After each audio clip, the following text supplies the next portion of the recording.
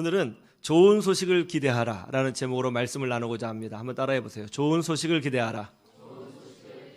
좋은 소식을 기대하라. 여러분이 가장 소망하는 기쁨의 좋은 소식은 무엇입니까? 이 성탄절 기간에 어떤 소식을 듣고 싶으세요? 취업에 성공했다는 소식, 진학에 성공했다는 소식, 아이를 가졌다는 소식, 진급했다는 소식, 건강을 회복했다는 소식, 연말 보너스를 받았다는 소식. 어떤 소식을 기다리고 있습니까? 좋은 소식. 여러분, 어떤 것이 나에게 좋은 소식이 되려면 두 가지 요소를 충족해야 됩니다. 첫째는 뭐냐면 그 소식이 나와 관련된 것이어야 해요. 나와 관련되지 않으면 아무리 좋아도 좋은 소식이 아닙니다. 여러분 아세요? 스위스 축구팀이 독일 축구팀을 이겼대요. 엄청 기쁘죠? 예? 기쁘세요? 예? 뭐가 이렇게 기뻐요, 그게? 나하고 관련이 없는데. 관련이 없어요. 그건 아무런 것도 아니에요. 관련이 있어야 그게 기쁜 소식이 되고 좋은 소식이 되는 거예요. 두 번째 조건이 뭐죠? 좋은 소식이 되려면 내가 기다리고 있는 소식이어야 하죠. 대학 합격을 간절히 기다리고 있습니다. 대학 합격 예비 순번 4번 받았어요. 하루 종일 학교에서 전화 오기를 스마트폰 붙들고 기다리고 있는 거죠. 그런데 드디어 학교에서 전화가 왔어요. 김지원 학생이죠? 앞에 있는 4명 빠졌어요. 합격입니다. 얼마나 좋아요? 그죠? 얼마나 좋은 일이에요. 행복한 소식이 되는 거죠. 그러니까 좋은 소식이 되려면 두 가지가 있어야 되는 거예요. 첫 번째는 나랑 관련이 있어야 된다. 두 번째는 내가 기다리는 소식이어야 한다는 거죠. 이번 주는 성탄절 주간입니다. 오늘 본문 말씀은 성탄절에 관한 말씀이에요. 아기 예수님께서 태어나셨습니다. 예수님은 하나님이 인간으로 오신 분이에요. 비록 아기지만 시작과 존재 자체가 우리랑 다른 하나님이십니다. 그 하나님이 인간의 땅에 오셨어요. 구원주로 오셨어요. 우리 인생과 우리 역사에 간섭하기 위해서 역사 속으로 개입하셨어요. 정말 놀라운 사건이죠. 이 아기 예수님의 탄생 소식을 천사가 밤에 양을 치고 있는 목자들에게 전해주는 내용이 오늘 본문에 등장해요. 천사가 아기 예수님의 탄생 소식을 이렇게 전하고 있습니다. 한번 보세요. 10절을 볼까요? 시작. 천사가 이르되 무서워하지 말라. 보라, 내가 온 백성에게 미칠 큰 기쁨의 좋은 소식을 너희에게 전하노라. 들에서 양을 치던 목자들에게 예수님의 탄생 소식을 천사가 전해주고 있습니다. 그런데 무슨 소식이라 그래요? 큰 기쁨의 좋은 소식이라는 거예요. 여러분, 제가 말씀드렸죠? 좋은 소식이 되려면 두 가지가 있어야 된다. 첫 번째가 뭐라고 했어요? 나랑 관련되어야 되고, 두 번째는 기다리는 소식이어야 한다. 여러분, 예수님이 태어난 것이 이 목자들하고 무슨 관련이 있을까요? 이 들에서 양을 치던 목자들은 과연 예수님을 기다리고 있었을까요? 지금 이 목자들을 한번 살펴보세요. 밤에 양팀에 끼어서 잠을 잤어요. 왜 집에 들어가 잠을 자지 않고 양팀에서 잠을 자죠? 예, 짐승이 양을 잡아갈까봐, 어떤 누가 양을 훔쳐갈까봐 두려워서 양을 지키고 있는 거예요. 이 사람은 양의 주인이 아닙니다. 고용된 사람이에요. 목장주는 따로 있겠죠. 양을 잃어버리면 본인의 돈으로 갚아야 돼요. 그리고 월급을 못 받을 수도 있어요. 생존에 관한 거예요. 지금 먹고 살기 위해서 잠을 자지 못하고 있어요. 집에도 들어가지 못하고 있어요. 하루하루 사는 게 고달퍼요. 먹고 살기 위해서 바둥바둥 거리고 있는 거예요. 혹시 누가 내 양을 훔쳐갈까봐, 혹시 누가 내 양을 물어갈까봐 두려움 가운데서 양을 지키고 있어요. 하루하루 사는 게 전쟁이에요. 먹고 사는 게 너무 힘들어요. 이런 목자들에게 예수님의 탄생 소식이 무슨 관련이 있을까요? 지금 내 앞에 떨어진 불똥이 있는데 예수님의 탄생 소식이 무슨 관련이 있을까요? 이것이 과연 목자들에게 좋은 소식이 될까요? 정말 목자들이 기다리고 있는 소식은 뭐예요? 예, 양을 다 지켰다. 아니면 양을 잘 지켰더니 목장주가 보너스를 주더라. 집에 들어가서 쉬라고 휴가를 주더라. 이런 것이 기다리는 소식이고 자기가 관련된 소식 아니에요? 이게 정말 좋은 소식이죠. 그런데 오늘 천사는 뭐라고 그래요? 좋은 소식이라는 거예요. 도대체 목자들에게 왜 예수님의 탄생이 좋은 소식이 될까요? 전혀 관련 없을 것 같은데 말이죠. 만약 먹고 살기 힘든 목자들에게 예수님의 탄생 소식이 좋은 소식이요 축복의 메시지라면 오늘날 21세기 대한민국에서 먹고 살기 위해서 바둥바둥 살아갈 수밖에 없는 우리에게도 여전히 좋은 소식이 될 수 있다고 저는 믿습니다. 왜냐하면 하나님의 말씀은 시대를 뛰어넘는 영원한 진리의 말씀이기 때문인 것입니다. 그래서 오늘은 왜 예수님의 탄생 소식이 목자들에게 좋은 소식이 됐는지, 그리고 그것이 오늘날 21세기 이 대한민국을 살아가는 우리에게도 어떻게 좋은 소식이 되는지 한번 말씀을 통해서 생각해 보기를 원합니다. 왜 좋은 소식일까요? 첫째로 예수님은 이 땅에 참된 목자로 오셨기 때문입니다. 한번 따라해 보세요. 예수님은 이 땅에 참된 목자로 오셨다. 오늘 8절 말씀 보세요. 8절 같이 보죠. 시작. 그 지역의 목자들이 밤에 밖에서 자기 양떼를 지키더니, 목자들이 밤에 밖에서 자기 양떼를 지키고 있습니다. 밤에 짐승이 양을 물어갈까봐, 누가 양을 훔쳐갈까봐 집에도 가지 못하고 양을 지키고 있는 거예요. 월급쟁이 목자들이죠. 양을 잃어버리면 월급을 못 받을 수도 있어요. 정말 사는 게 너무 힘든 사람이에요. 이 목자들에게는 밤이 너무나 고단해요. 양을 지켜야 되는데 졸고 있어요. 얼마나 피곤하면. 너무나 고단한 삶이에요. 하루하루 삶이 피곤해요. 잠을 자고 눈을 뜨면 또 출근해야 되는 거죠. 전쟁터 같은 직장 생활을 해야 되는 거죠. 그 까끌까끌한 인간관계를 이겨내야 하는 거죠. 인내해야 되는 거죠. 참아야 하는 거죠. 땀을 흘려야 되는 거예요. 오늘날 우리 인생하고 비슷하지 않습니까? 오늘 목자들을 보면 왜 집에 들어가지 못하고 양과 자고 있느냐? 궁극적인 이유는 두려움 때문에 그런 거죠. 두려움. 양을 잃어버릴 것에 대한 두려움이 그들로 하여금 집에 들어가지 못하게 하고 있는 것입니다.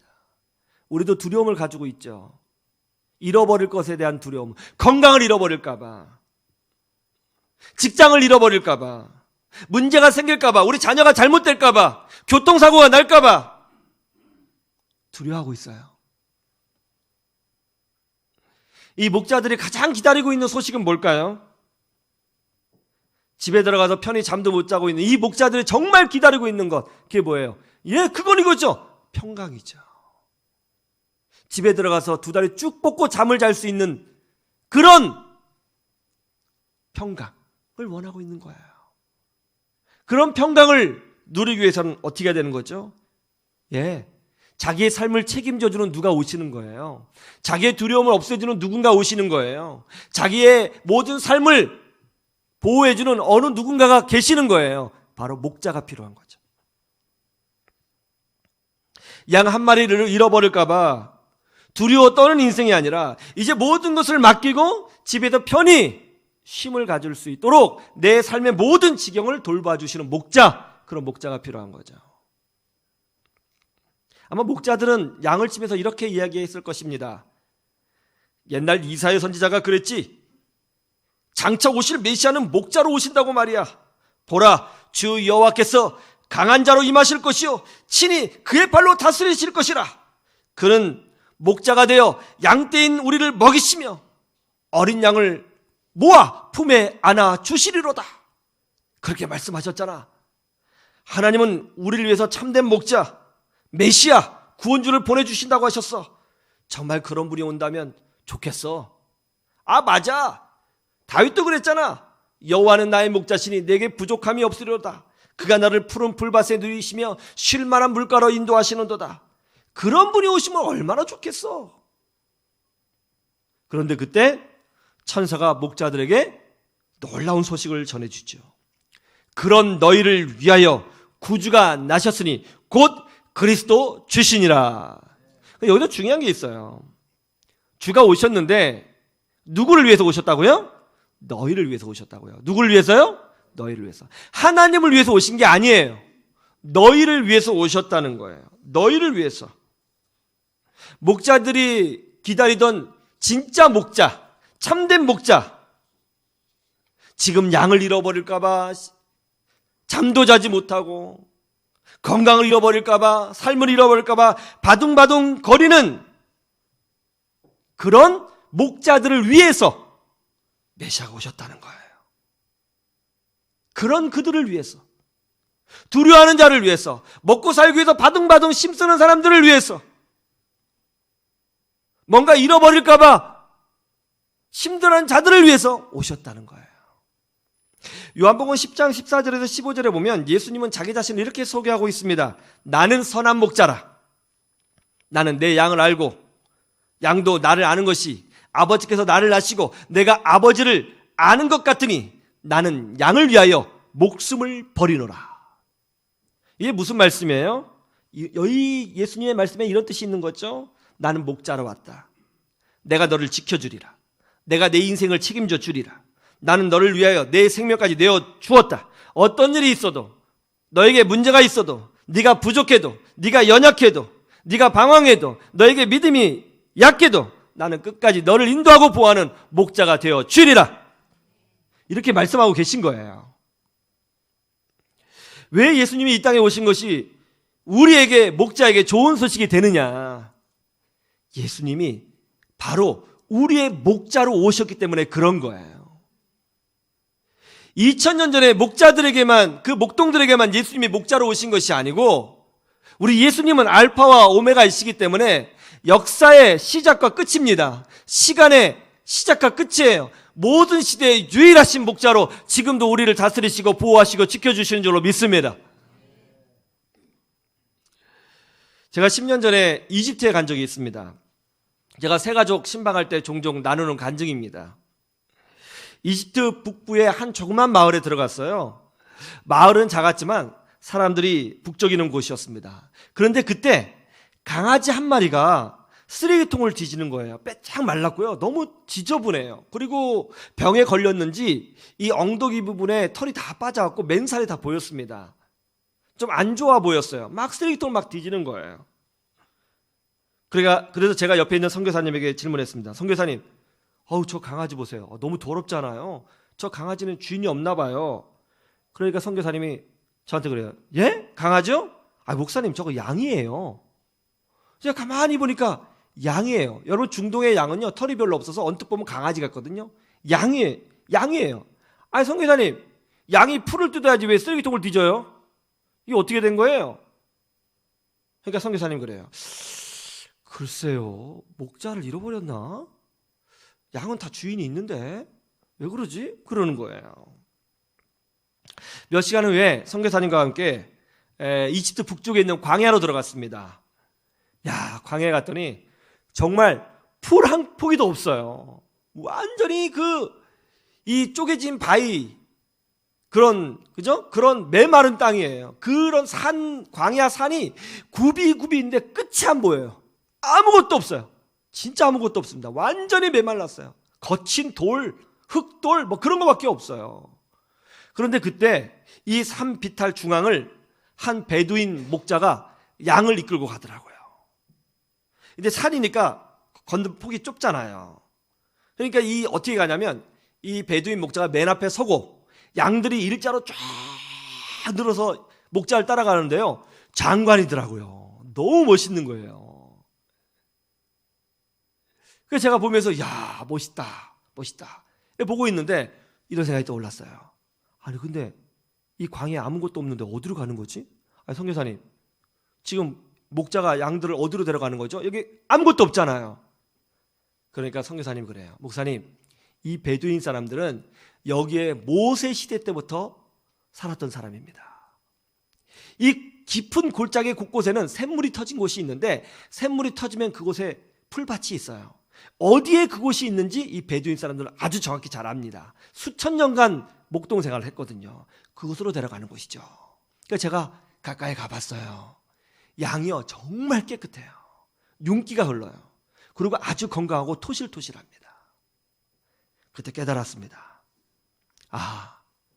목자가 없는 양은 사람이 북적이는 도시에 살아도 쓰레기통을 뒤지지만, 목자가 있는 양은 광야에 살아도 쉴 만한 물과 푸른 초장을 누리며 사는구나. 여러분, 예수님이 우리의 목자로 오셨습니다. 지금도 우리를 다스리시고 지키시고 보호하시고 응답하시고 함께하여 주시는 줄로 믿습니다. 그런데 많은 사람들이 예수님을 목자로 영접하지 않고 있어요. 여러분, 예수님을 나의 목자로 영접하시기를 주님의 이름으로 축원합니다. 그러면 이 광야 같은 세상 속에서도 놀랍게도 푸른 초장과 쉴만한 물가의 은혜를 누리고 사는 축복을 누리게 되는 것입니다. 이번 성탄절에 그렇게 우리에게 목자로 오신 예수님을 만나는 역사가 있기를 주님의 이름으로 축원합니다. 축원합니다. 왜 좋은 소식이 될까요? 두 번째는 예수님은 더러운 죄인을 품으려고 오셨기 때문이에요. 한번 따라해 보세요. 예수님은 더러운 죄인을 품으시려고 오셨다. 우리 12절 말씀을 보세요. 12절 같이 볼까요? 시작. 너희가 가서 강보에 쌓여 구유에 누워있는 아기를 보리니 이것이 너희에게 표적이니라 하더니, 예수님이 오셨어요. 근데 어디에서 태어나셨습니까? 왕으로 오셨는데 예수님은 왕궁에서 태어나신 것이 아니라 마구간에서 태어나셨어요. 그리고 누일 곳이 없어 강보에 쌓여 구유, 쉽게 말하면 여물통이죠. 여물통 안에 들어가셨다는 거예요. 구유, 여물통, 깨끗한 곳이 아니죠. 냄새나고 더러운 곳입니다. 예수님의 인생은요, 바로 그 더러운 여물통에서 시작하신 거예요. 산부인과가 아니고 조리원이 아니고 따뜻한 안방이 아니라 여물통에서 예수님이 시작하셨어요.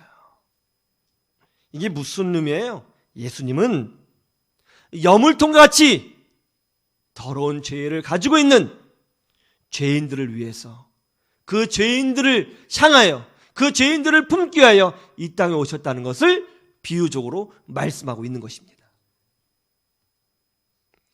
씨앗 하나가 바람에 날려 어느 숲에 떨어졌습니다. 그 씨는 힘을 다해서 뿌리를 땅에 박았습니다. 그리고 온 힘을 다해서 수분을 섭취했어요. 맛있어. 그리고 바람을 이기고 병충해를 이겨냈습니다. 드디어 그 씨에서 싹이 트기 시작하더니 줄기 하나가 올라옵니다. 그리고 작은 나무가 되었습니다. 그 나무는 꿈을 꾸었습니다. 나는 이 세상에서 가장 크고 튼튼한 나무가 될 거야. 그 나무는 그 자리를 100년간 지키면서 자기 몸을 갖고 왔습니다. 굳굳하게 그 자리를 지켰어요. 그런데 어느 날 나무꾼이 와서 그 나무를 잘랐습니다. 그 순간 깨달았어요. 내가 드디어 잘리는구나. 나는 무엇이 될까? 왕궁의 식탁이 될까? 아니면 왕이 앉아있는 의자가 될까? 아니면 전 세계를 항해하는 배가 될까? 나는 뭐가 될까? 나무꾼은 그 나무를 잘라서 집에 가져가 이것저것으로 다듬기 시작하더니 여물통으로 만들어 버렸습니다. 소나 양이 와서 그 여물통에 있는 풀을 뜯어먹으면서 토를 하기도 하고 침을 흘리기도 합니다. 여름이 되니까 파리가 꼬이고 냄새가 납니다. 아니, 내가 여물통이 되다니! 그 나무는 자기 자신이 더러워진 것을 보고 낙심하고 좌절했습니다. 내가 여물통이 되다니. 내가 그동안 어떻게 살아왔는데, 내가 어떻게 이 자리를 지켜왔는데 내가 이렇게 되다니. 그런데 그때 여간방을 찾지 못했던 한 젊은 부부가 들어오더니 아기를 낳는 것이 아닙니까? 그리고 그 아기 엄마는 아이를 강포에 쌌고 그 구유를 깨끗이 씻더니 아기를 그 안에 누인 거예요. 여러분, 우리는 태어날 때 꿈을 가지고 태어납니다. 그리고 자랄 때 꿈이 있었어요. 우리 어릴 때 꿈이 있었어요. 소망이 있었어요. 잘 데리고 가는 마음이 있었어요. 잘 살아보려고 하는 마음이 있었어요. 그러나 어떻습니까? 이 세상에 살아보면서 상처를 받고 아픔을 당하고 어려움을 당하고 좌절하고 넘어지고 속고 다치고, 그러면 나도 누군가에게 상처를 주고 죄를 짓고 넘어지고 무너진 깨끗한 나무였지만 여물통이 되어버린 나 자신을 발견할 때가 있지 않습니까? 내가 이렇게 되었구나. 내가 어렸을 때는 그러지 않았는데 내가 이렇게 되었구나. 내 인생은 망쳤어. 난 죄인이야. 나 같은 사람은 하나님께 축복받을 자격이 없어. 나같이 실패한 사람을, 나같이 천한 사람을 누가 좋아하겠어? 이 정도만 살아도 다행이지. 나 같은 사람이 뭐. 그런데 말이죠, 바로 그때 예수님이 오신 거예요. 그리고 우리 안에, 우리 여물통 같은 우리 안에 들어오신 거예요. 여러분, 예수님이 구유 안에 들어가시자 예수님이 더러워지신 게 아니잖아요. 그 구유가 존귀하게 됐잖아요. 2000년이 지난 지금에도 성탄절 그림에는 그 구유가 항상 나오지 않습니까? 모든 사람이 기억해주는 구유가 되었죠. 예수님이 우리 안에 들어오시니까 우리가 다른 존재가 된 거예요. 여기엔 분명한 메시지가 있어요. 그게 뭡니까? 내가 너를 존귀하게 만들어 주리라. 하나님, 저런 더러운 여물통과 같은 인생입니다. 그런 제가 어떻게 귀하게 될 수 있나요? 내가 십자가의 보혈로 다 씻어주리라. 너는 반드시 하나님 앞에서 존귀하게 세워지리라. 그렇게 말씀하고 계신 거예요.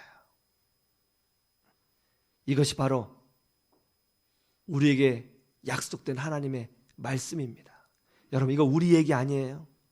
우리랑 관련 있는 메시지 아닙니까? 목자들하고 관련 있는 메시지 아니에요? 우리가 기다리고 있는 메시지 아닙니까? 그래서 좋은 소식이 되는 거예요. 여러분, 예수님을 잘 믿으세요. 더 큰 열정으로 하나님을 섬기시고 교회를 섬기세요. 주일 성수하시고 믿음으로 사세요. 그래서 더 하나님 앞에 존귀하게 세워지는 역사가 일어나기를 주님의 이름으로 축원합니다. 축원합니다. 세 번째, 좋은 소식의 축복은 사모하는 자에게 임한다는 겁니다. 한번 따라해 보세요. 좋은 소식의 축복은 사모하는 자에게 임한다. 오늘 13절에서 14절 보세요. 13절 14절 시작. 호련히 수많은 천군이 그 천사와 함께 하나님을 찬송하여 이르되 지극히 높은 곳에서는 하나님께 영광이요 땅에서는 하나님이 기뻐하신 사람들 중에 평안하다 하니라. 아멘. 여기 보세요. 참 목자이신 예수님, 우리의 인생을 책임져 주시는 예수님, 우리의 영혼을 붙들고 계신 그 예수님, 우리가 존귀하게 되어질 수 있는 그 예수 그리스도, 그 예수님이 이 땅에 오셨어요. 얼마나 좋은 소식이에요.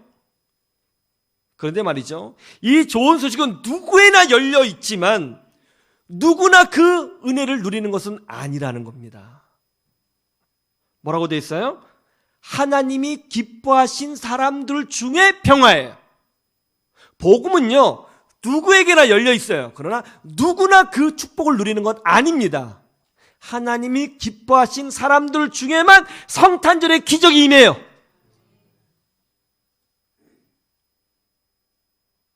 그러면 하나님이 기뻐하시는 사람은 누구죠?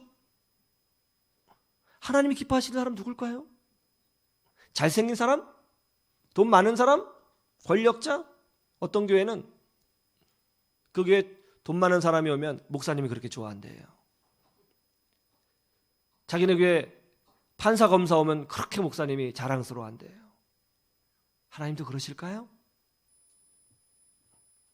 하나님이 기뻐하시는 사람은 누굴까요? 시편 147편 10절에서 11절 이렇게 설명하고 있습니다. 찾아보세요. 시편 147편 10절에서 11절.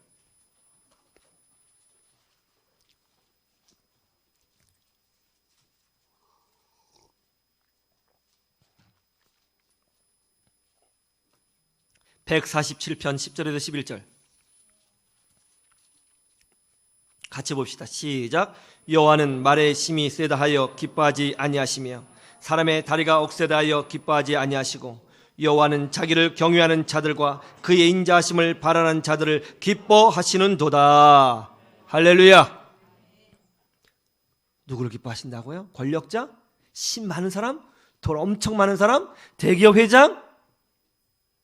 아니요. 하나님을 사랑하고 하나님의 은혜를 사모하고 있는 자리에서 묵묵히 교회를 섬기고 또 하나님의 것을 소중히 여기는 그런 사람들. 세상적으로는 별 볼 일 없을 수도 있어요. 그러나 하나님을 기뻐하는 사람들이 있어요. 세상 사람들은 그런 사람들을 향하여 광신자로 욕할 수 있어요. 그럼에도 불구하고 주의를 지키는 사람들이 있어요. 세상 사람들은 교회 가는 게 뭐가 이렇게 재밌느냐고 이야기해요. 그럼에도 예배를 사모하는 사람들이 있어요. 아니, 교회에서 그렇게 무료로 봉사하면 손해보는 거 아니냐고 말하는 사람이 있어요. 그래도 그 자체가 너무 좋아서 마음과 뜻과 열정을 다하는 사람들이 있어요. 바로 그런 사람들을 하나님이 기뻐하신다고요. 하나님은 비록 우리가 완전하지 않고 부족하고 연약하고 문제가 많지만 그럼에도 불구하고 하나님을 사랑하고 교회를 사랑하고 섬기고 믿음의 자리를 지키는 그들을 기뻐하시고 성탄의 축복을 부어주신다는 것입니다. 필리핀 마닐라 북부에서 빈민촌 선교사역을 하고 계시는 오은주 선교사님이 계십니다. 오은주 선교사님이 이 빈민촌에 들어가서 교회를 세우고 복음을 전해요. 그런데 말이죠, 사람들이 너무너무 가난한 거예요. 가난해도 이렇게 가난할 수가 없어요. 그 사람들 보는데 눈물이 나는 거예요. 그래서 그분들에게 복음도 전하지만 그분들이 재활할 수 있는 생계 지원 프로그램을 시작했습니다. 그래서 꽃 있잖아요. 꽃으로 달력을 만들게 해가지고 그것을 팔아요. 빵 공장을 세워요. 그분들이 다시 일어날 수 있도록 도왔어요. 그런데 거기 있는 사람들이 의심하는 거예요. 저 한국 사람이 와서 왜 우리를 일 시키는 거지? 우리 일만 시키고 부려먹으려고 그러나? 무슨 꿍꿍이가 있나? 의심의 눈초리를 보는 거예요. 그리고 대적하고 반대하고 공격합니다. 그런 분들을 품고 선교를 하려니까 얼마나 힘들어요. 마음의 병이 깊어서 그런지 병이 생겼어요. 암이 생겼습니다. 류머티즘이 생겼습니다. 작은 군종까지 생긴 거예요. 사람들은 의심하지, 반대하지, 몸에는 병이 생겼지. 다 맡긴 것 같은 느낌이 들었어요. 그런데 놀라운 것은 선교사님은 그럼에도 불구하고 그 복음을 전하는 자리를 끝까지 지키려고 결단합니다. 제가 보니까요, 여자분들이 신앙이 더 좋아요. 이런 거 보면 믿음의 깡은 여자가 더 있어요. 제가 남자지만 이제 보면 확실히 여자들이 믿음 영역에서는 울트라 캡션 짱이에요. 확실히 탁월한 것 같아요. 이 선교사님이요, 여자분인데 그 믿음의 자리를 지키면서 그 반대의 소리를 지켜가면서 복음을 전하고 이 프로그램을 한 거예요. 선교사님이 하루는 하나님 앞에 기도했습니다. 하나님, 제가 이 땅에서의 사역이 여기까지입니까? 저를 하늘로 데려가시려고 하십니까? 하나님께서 저를 데려가신다고 하더라도 저는 부름받는 그 순간까지 복음을 전하겠습니다. 며칠 뒤에 놀라운 소식들이 들려오는 거예요. 병원에서 소식이 왔어요. 선교사님, 놀라운 일이 벌어졌습니다. 암과 모든 질병이 사라졌습니다. 그리고 또 더 좋은 소식이 들려와요. 마을 사람들이 의심의 마음을 풀고 선교사님에게 오는 거예요. 나도 그거 한번 해보고 싶다고. 그분들에게 복음을 전하고 기도하고 찬송하고 달력을 만들어요. 그것을 팔아요. 수익이 남으니까 100% 그분들에게 다시 돌려줘서 재활을 시켜요. 희망이 없던 땅에 희망이 생겨요. 아이들이 학교를 다니기 시작해요. 뭔가 빛이 임해요. 변화가 일어나는 거예요. 더 놀라운 것은 이 소식을 듣는 한국 교회들이 오은주 선교사님하고 동역하겠다고 엄청나게 많은 곳에서 협력하고 있어요. 여러분, 이번 성탄절에는 그런 소식을 여러분도 누리시기를 축복합니다. 오은주 선교사님 제가 모셔왔거든요. 한번 만나 뵈시죠. 예.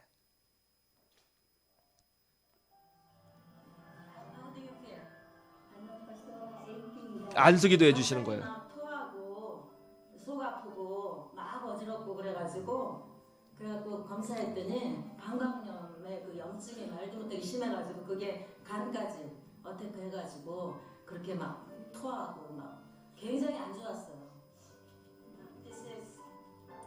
약을 먹지 못해 죽을 수도 있었던 상황에서 처방받은 약을 대신 구입해준 오은주 선교사. 우리에겐 작은 알약 하나일지 모르지만 이들에겐 그토록 간절히 원하던 생명줄이었다. Morning, lunch. So something I bring my own. Liver is my own. Please, my own Jesus, Lord Jesus, please. 생명의 주권은 하나님께 있기에 간절히 주님께 기도하는 오선교사.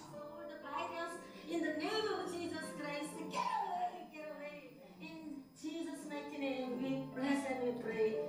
Amen. Perinang Diyos, Perinang Diyos. Nayo? Konti? Konti? So it is decreasing. Okay, she was very much vomiting. Okay, it's very good. 치료 아버지. 감사합니다. In Jesus' name. Bless and we pray. Amen. 25년 전 선교사의 사명을 받은 뒤 기타 하나 메고 빈민촌만 찾아다녔던 오은주 선교사. 복음만 전하면 다 될 줄 알았지만 빈민촌에서 마주한 가난의 아픔은 선교사의 마음을 애통하게 했다.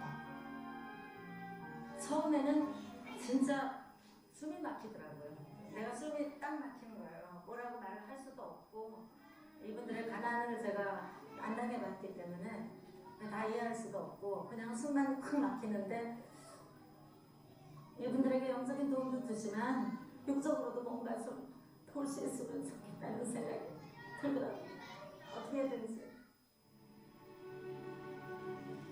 선교사의 간절한 마음이 만들어낸 기적. 어떻게든 가난한 이들을 돕고 싶은 마음에 생계유지 프로그램을 시작한 오선교사.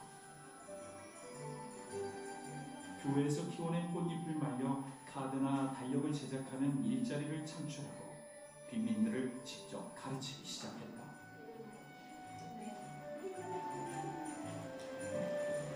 판매 수익금을 일하는 이들에게 전부 나눠주면서 조금씩 나아지기 시작한 빈민들의 삶. 가장 큰 변화는 절망으로 모든 것을 접어버린 이들의 마음에 다시 희망의 꽃이 피어나기 시작한 것이다.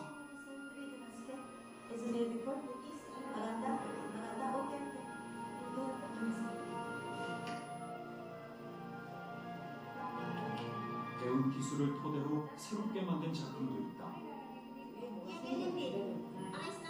이거 액자래요. 저희가 만드는 액자. 근데 디자인도 저희가 했대요. 수일거리라도 마련해주기 위해 시작한 생계유지 프로그램이지만 오선교사가 꽃을 선택한 데는 남모를 이유가 숨겨져 있다. 이게 내가 그래서 니네들 이 꽃처럼 정말 이쁘다.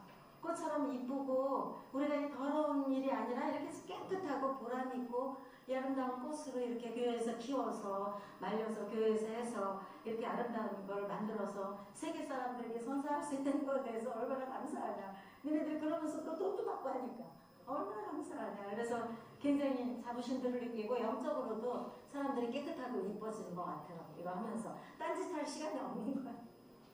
옛날엔 딴짓했죠. 전부 다.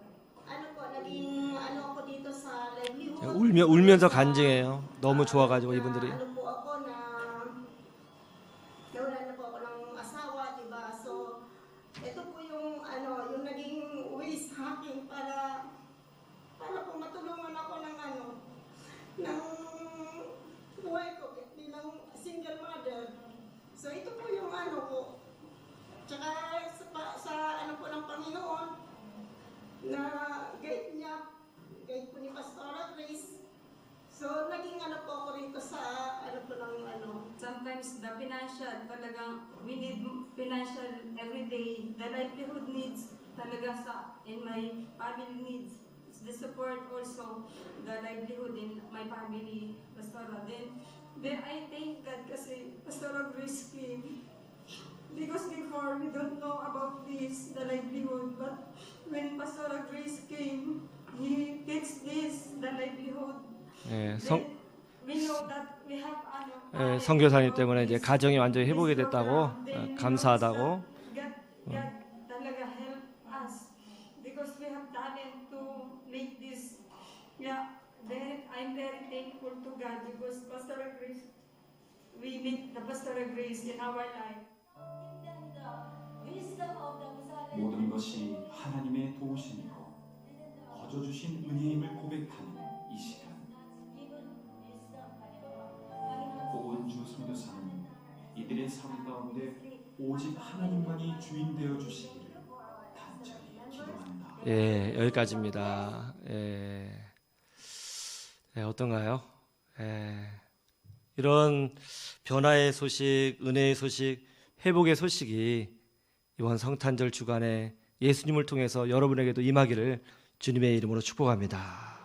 축복합니다.